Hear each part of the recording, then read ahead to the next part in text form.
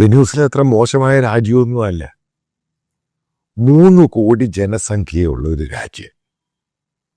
കമ്മ്യൂണിസ്റ്റുകളുടെ ഒരു കമ്മ്യൂണിസം, അതായത് American ഭൂഖണ്ഡത്തിൽ south American ആ ഭാഗത്തായിട്ട് ലോകത്ത് അവശേഷിക്കുന്ന ചില കമ്മ്യൂണിസ്റ്റ് രാജ്യങ്ങൾ പ്രധാനപ്പെട്ട ഒരു സംഭവമാണ് വെനൂസിലെ.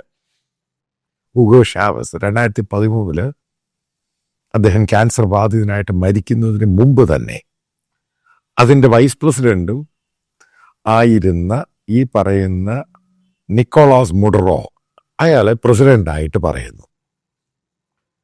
ഈ പറയുന്ന നിക്കോളാസ് മഡുറോ എന്ന് പറയുന്ന ആളെ പറ്റി പറയുവാണ് ഡിക്റ്റേറ്ററാണ്. അയാൾ ക്ലെയിം ചെയ്യുന്ന ചെറിയൊരു ഭൂരിപക്ഷമാണ്. ആ ഭൂരിപക്ഷമൊന്നുമില്ല.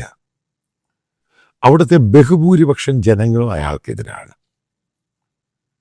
ആ രാജ്യത്തിൻ്റെ എക്കോണമി നാശമാണ്, നാശക്കോടാലിയാണ്. അതിൽ ഏറ്റവും പ്രത്യേകത മനസ്സിലാക്കണം. ലോകത്തിലെ ഏറ്റവും കൂടുതൽ, സൗദി അറേബ്യയെക്കാളും കൂടുതൽ ഓയിൽ റിച്ചും ഗ്യാസ് റിച്ചുമാണ് ആ രാജ്യം. അതാണ് അതിൻ്റെ പ്രാധാന്യം.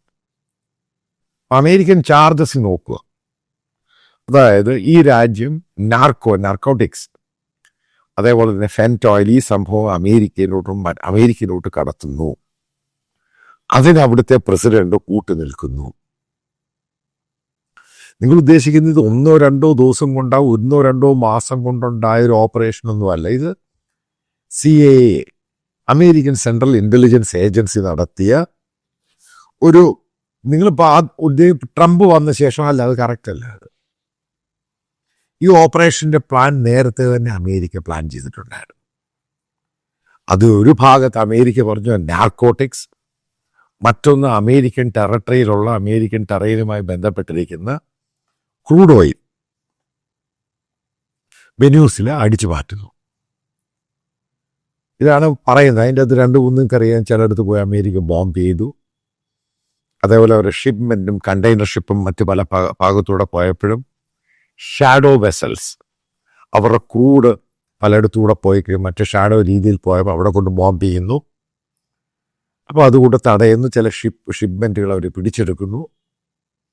ഇതൊരു പ്രോസസ്സായിട്ട് പോയിക്കൊണ്ടിരിക്കുകയായിരുന്നു. ജോ ബൈഡൻ അതിന് മുതിരാതിരുന്നതിൻ്റെ കാരണം ഗ്ലോബലായിട്ടുള്ള പ്രഷർ,